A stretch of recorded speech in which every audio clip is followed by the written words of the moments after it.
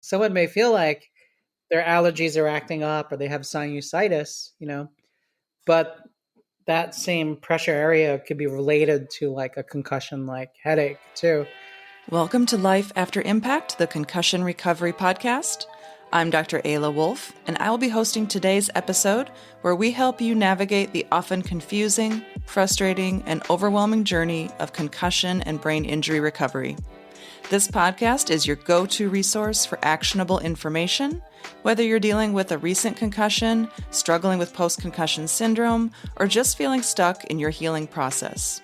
In each episode, we dive deep into the symptoms, testing, treatments, and neurological insights that can help you move forward with clarity and confidence. We bring you leading experts in the world of brain health, functional neurology, and rehabilitation to share their wisdom and strategies. So if you're feeling lost, hopeless, or like no one understands what you're going through, know that you are not alone. This podcast can be your guide and partner in recovery, helping you build a better life after impact.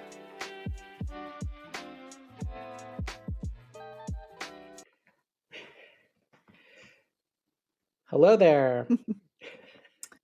Dr. Clayton Shiu, welcome back to Life After Impact. How are you today?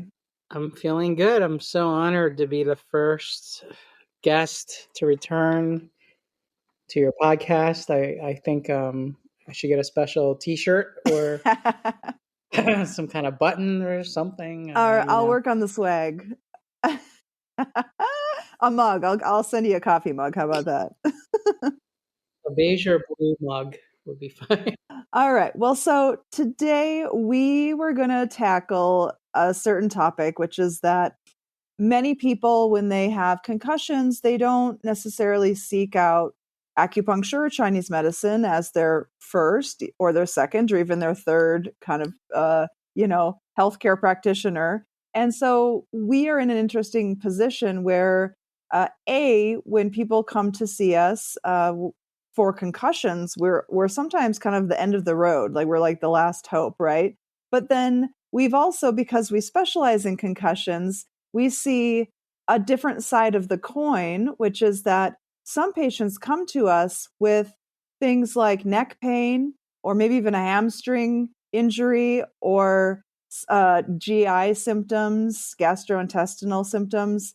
And when they walk into our office seeking help for those types of things, when we actually just observe some aspects of how they're functioning, we start to clue in on maybe there's something else going on. And then when we do get, start asking more questions, we realize, oh, wow, this person has had a concussion or maybe more than one. And we recognize that that might actually be driving some of these other symptoms that they didn't even put two and two together. So you've had a couple of interesting kind of situations like that recently. Yeah, I think it's quite common, actually, what you're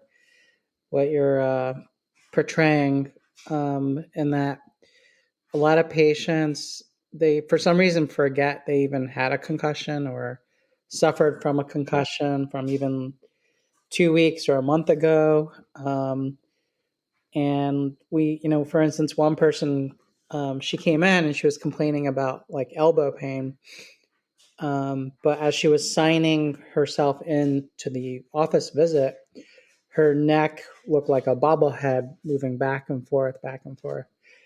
And the person actually, it wasn't until halfway through our initial interview process that she remembers that she did hit her head at the airport on a stairwell. But for some reason, concussion people tend to kind of let it go or bury it or compartmentalize that something happened. They brush themselves off and they want to get going and get to what they have to do. Right. There are times when somebody gets a concussion and they can't just walk it off. They've got a lot of immediate symptoms, but you're right. There are some people who get a concussion and they are able to kind of in the moment continue on with what they're doing and then not even recognize the severity of what just happened. Right. Exactly. So it takes us a moment to, even though they're coming in for one thing, to then guide the patient towards thinking about how they've been um, moving through life the last couple days, and try to point out that, okay, well, this is a little abnormal for you, or this took longer than expected, or maybe your balance should be better going up and down stairs or walking down the hallway, and stuff like that. But yeah, that was just one example. Another example, I had someone who had like a pulled hamstring, or she thought she had a pulled hamstring, but actually, like, her sacrum and her neck were super tight. And then it was actually because she also had a concussion, but she was riding a horse, and equestrians tend to ride a horse in that horse stance on the saddle, which makes them engage um, the sciatic nerve pathway with all those muscles. And then she got thrown off the horse and she hit her head. So her leg hurt a lot, but she just wasn't paying attention to the concussion symptoms. And you could tell that her eyes were not behaving well; they weren't tracking well. Another interesting one was this person who also had knee pain, but it took her like 10, 15 minutes just to book the session. And then when she came in, she kept saying different words, and everyone, I don't know why, but everyone had kind of ignored it. And her husband didn't say anything. And we were like, let's check your neck. And, oh, there's a little bump here, to the left side of your head. And we were like, we think you had a concussion. And like, you're getting like a little bit of like speech aphasia right now too. She was even going to physical therapy, getting her knee treated, but no one just pointed out that, okay, you may be having some central nervous system issues and some vocal issues. So right she now. had fallen and injured her knee, and quite a while, like there's quite a bit of time that had passed, but while she was doing all this knee rehab, and she had developed the speech aphasia, but nobody was shedding a light on that. Nobody said. Yeah, she even didn't believe us as we were trying to explain it to her. This hadn't been there before the fall? No, it wasn't there before the fall. So that was a pretty interesting one, so it's kind of interesting how, because a lot of times what happens with concussions, or even someone that's in a car accident, right? Like even symptoms like whiplash and headaches can appear 1 week later, right? That's very common. Like most people get up from an accident, they're like, yeah, it was perfectly fine and nothing was wrong. And a week or two later, they're getting migraine headaches, right? And migraine headaches can be something that can be confused too. Well, right? And I think especially with car accidents or falls, people's adrenaline goes way up, and because their adrenaline is high, they don't feel pain in the moment. And it can take a while for that adrenaline to calm back down. And then all of a sudden, yeah, it's like 3 days later, oh, wow, my neck really hurts, my head really hurts, or, all these injuries kind of rise to the surface, which honestly is why a just public service announcement, like if somebody gets in a car accident, they should always get the other person's information and not just say, oh yeah, I'm fine, because if someone then documents that you say you're fine, but then 3 days later, all of a sudden your pain flares up, then all of a sudden it's like this turns into a big argument, right? Over, well, no, you said you were fine. Honestly, I think when I turned 16, my dad said that to me. He's like, hey, if you get in a car accident, don't ever just say you're fine and drive away. Like, and admit nothing. That's good advice. It is good advice. Thanks, Dad. I know. That's very funny. Yeah, definitely got to get the insurance policy number and the driver's license. Yeah, for sure. The license plate. Well, one of my concussions happened when I was mountain biking, and I had been mountain biking on this really long 9-mile screaming downhill trail that's just an absolute thrill ride the whole way down. And so, yeah, my adrenaline was super high. And at the very end, I wiped out and I hit the ground hard, and definitely whiplash, concussion, and I didn't feel anything. I didn't feel any pain because my adrenaline was so high. And so I didn't realize that I had had a concussion, but I definitely got back on my bike. And then a little bit later, I come around a corner and there's a bear in the middle of the trail eating like raspberries. And I think I was so Wow. disoriented that I was just kind of like, oh, look, a bear. I just kind of kept riding, right? I mean, Wow. Okay. yeah, I know. I was kind of like more excited about the bear and just also maybe a little disoriented that I was going so fast that I didn't even like react to the fact that this bear was like on the trail. Like, oh, let me just outrun this bear real quick. Maybe that's an example where the concussion may have worked to your advantage. It Yeah. kept you calm. It Like kept me disoriented enough that I didn't even freak out over the bear. exactly, you're in a like a catatonic Oh state, man. like Yeah. wow, that's intense. I didn't know that. I never heard Oh that yeah. story It all happened from so you. fast. So yeah, I think also like a lot of cases of insomnia, Yeah. right? A lot of patients, we're seeing a lot more insomnia cases in general across the country. I think it's a bigger problem. But like the other symptoms that appear later, like insomnia, can be related to a concussion as well. So, and that's because of it's one of the dysautonomias that may occur, correct, with a sequelae of post concussion. Yeah, I mean part of the autonomic nervous Events. system is to help regulate circadian rhythms. So when that is affected, that can definitely throw off sleep cycles.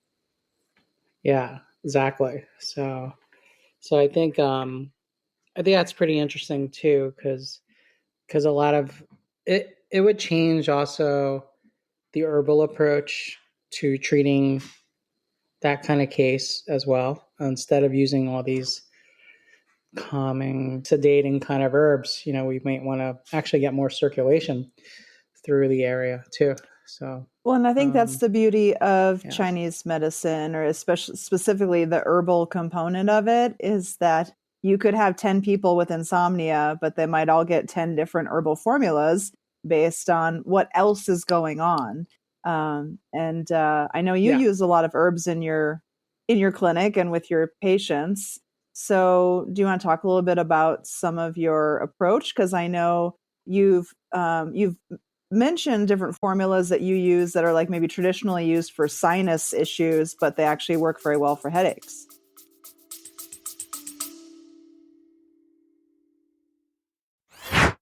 Imagine trying to do something good for your body, like make a high protein smoothie for breakfast or after a workout, only to find your protein powder is full of junk.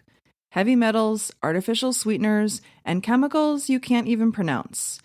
It is frustrating when you try to do the right thing, but instead you just end up adding to the toxic burden in your body.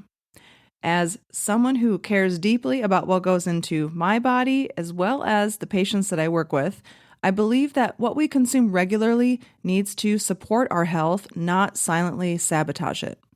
That's why I use Puri. Their protein powder is made from clean, high quality ingredients, and it's third party tested for heavy metals and contaminants because they don't just say it's pure, they actually prove it. You can find collagen peptides, whey protein, and plant based options on their website. Check them out at puri.com. That's PUORI.com, and use the code LIFE after impact for a 20% discount on your first order.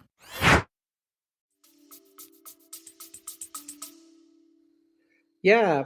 So because there's so many sinuses in the head that like it's pretty interesting with concussions. Like there can be like sinus blockages that appear. Someone may feel like their allergies are acting up or they have sinusitis, but that same pressure area could be related to like a concussion like headache too.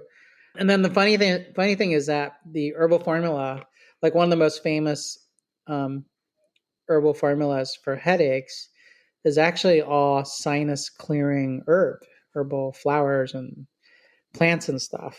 So the idea that phlegm and blockage can block the sinuses, create headaches, or in both a concussion and with like an allergy presentation is pretty interesting. So that's where like our expertise comes in, and we have to tease through, right? Like what's in what category and what's in another category. And then like sometimes what I'll do is I'll mix that classic sinus herbal headache formula with like other like liver moving formulas too, or blood moving formulas that we call it in Chinese medicine, which helps promote healthier blood flow, which is kind of the name of the game in medicine today. I think almost everything I look at, whether it's red light therapy, or PEMF or stem cell or PRP injection, everyone's hijacking the whole precept of Chinese medicine, which is where there is no blockage and flow, there's no disease, right? Right. We were the OG experts on circulation. Yeah, it's like a 4,000-year-old poetic comment. They teach us that like in the first semester of Chinese medicine school, and now you have like the highest, most sophisticated, equipment. They're like, and they just simply say, well, it's going where it's needed, and there's going to be healthy blood flow there, and I think that's what exactly what our medicine is really great at, because we don't need a huge pencil thick needle. We use like micro fine instruments that are sterile, disposable. They're used once because this is the right century for that. But yeah, and so it can be very precise and very elegant a treatment, and it doesn't feel anything like dry needling or sports medicine like acupuncture, because you're not trying to loosen up a tendon or something like that. Like what we deal with is trying to stimulate the nervous system, the neural tissue. Yeah, I think it takes a lot more precision to actually differentiate what a true concussion symptom is from a regular symptom, but then also to figure out like, okay, what modalities are we going to use and what percentage and what combination. But the first thing is something that AI and no other equipment can teach you. It's just that first interaction with the patient that susses out like whether or not this person's suffering from a concussion or not. You have to be a living doctor, practitioner to do that and to get that information started, and that's why we'll never work from an island. No, I'm kidding. Yeah, we got to physically show up every day. I know. I got. That's why you and I are coffee freaks, and you have a coffee sponsor, right? But yeah, so it's pretty interesting. Actually, when I figure out someone's got a concussion or a neurological issue or multi-system issue or even Parkinson's, or you know what I mean, like something like that, like because some people can come in, right, and they think they have an essential tremor, but they don't have an essential tremor. Again, they had the concussion and the nerve entrapment was spreading down, but another doctor might have thought they had essential tremor or Parkinson's, and we're just like, no, wait a second, let's look through this, because when someone has an essential tremor, for instance, or in general Parkinson's, they don't necessarily have these other type of symptoms that comes with concussion. They don't necessarily get these other like complete loss of balance all of a sudden, like effects. And I've never heard a Parkinson's patient say, well, when I stopped and braked in my car, my body kept going forward. Like, yeah do you know what I mean? These are vestibular-ocular motor issues that that we discuss, but it's not something related to like Parkinson's or ALS or et cetera, et Yeah, cetera. no, I've definitely heard of cases where people are kind of misdiagnosed as having Parkinson's at, in their 50s. And then it turns out like, well, no, wait a minute, you actually had a concussion and it's a completely different mechanism causing this tremor that came on rather suddenly. So it's interesting because we obviously live in a day and age where we now have access to Chat GPT and all these AIs, but then also just people searching on the internet trying to self-diagnose. And so time and time again, I am getting more and more people coming in saying things like, oh, I think I have dysautonomia, or I think I have POTS, or I think I have, this or that, or my vagus nerve isn't working. And so I think we are now in a day and age where it's so important that we do have all of this testing that we can do to shed some light and some clarity on what people are experiencing, like how their nervous systems are actually functioning. Because I've had people who have said, oh, I think I have POTS, and I run them through a lot of autonomic tests, and there's no sign at all that they have POTS. But there's other signs that other things are going on. And so I do think that people Right. are very curious. They want to get to the bottom of what's happening. So that curiosity is great. But people are also coming in with sometimes preconceived notions of what they think is going on, and also still looking for further clarification. Yeah, exactly. Yeah, and just to add like another different kind of symptom besides pain, but someone could come in for irritable bowels or gastric issues or like acid reflux and this or that. And there's some patients, we notice they're on fight or flight mode, and there's that strong pulse in the stomach, abdominal artery and this and that, and then even though we're giving them the digestive treatment, it's not getting better. So instead, when we switch gears, we check their neck again, we went into some of their symptoms of whether or not they were, I think they were in a car accident and they did hit their head, and that's when some of these symptoms started happening too. So.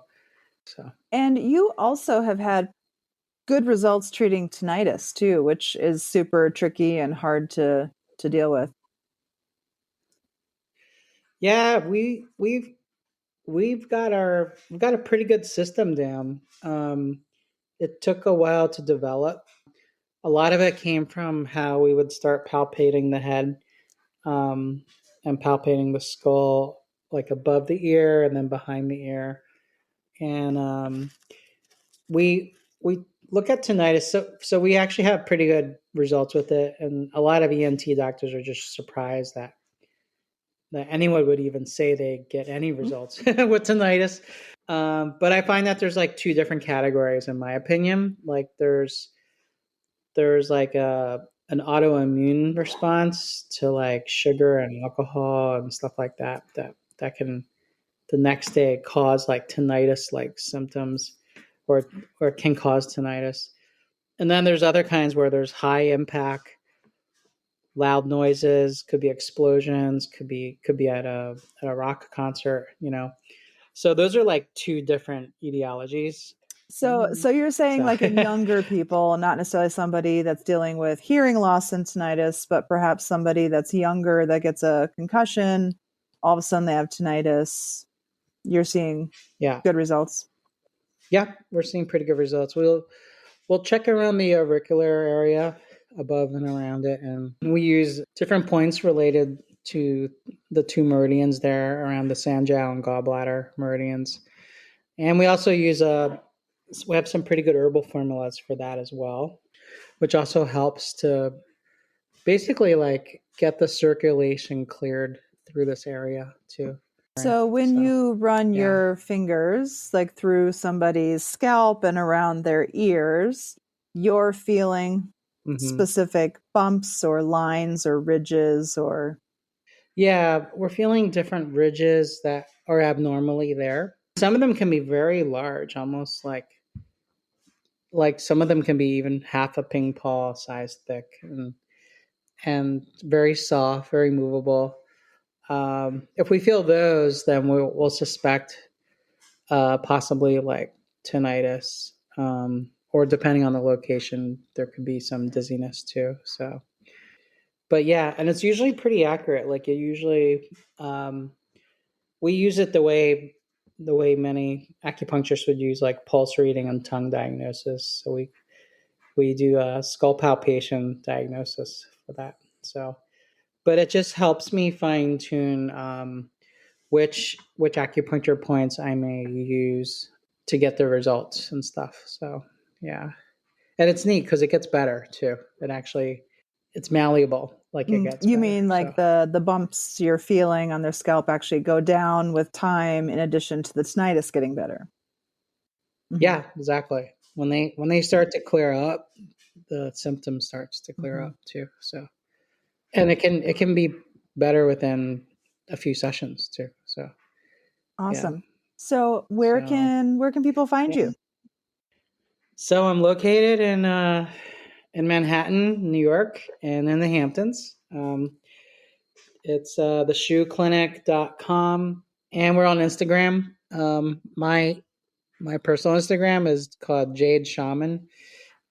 Just a play on words, nothing too heroic about that. So, and we have Shoe Clinic on Instagram as well. So, but yeah, if you're ever curious, give us a call, and we do all sorts types of stuff. We do Wabi brain scanning. We have a really sophisticated light bed, and we have a whole team of experts that you can work with too. So fantastic. Well, thank you for coming back on the show and chatting with me again about acupuncture and herbs. And you're welcome. Your podcast is amazing. My patients, who I don't even tell them, but they come in talking about an episode or trying to ask me questions about it, and I have to brush up and stuff. So it's been great. I think it's been a great benefit to all the patients and practitioners, and I hope you keep going on it and keep. I don't know. It's amazing how many interesting guests you find, and of course, none of them back twice like me, but. All right. Well, yeah. I'll send you that the mug. Right. Thank you so much. Yes, thank you. Have a good night. Until next time. All right. So.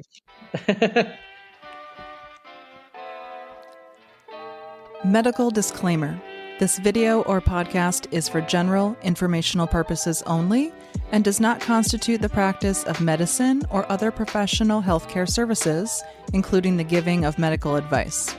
No doctor-patient relationship is formed. The use of this information and materials included is at the user's own risk. The content of this video or podcast is not intended to be a substitute for medical advice, diagnosis, or treatment, and consumers of this information should seek the advice of a medical professional for any and all health-related issues. A link to our full medical disclaimer is available in the notes.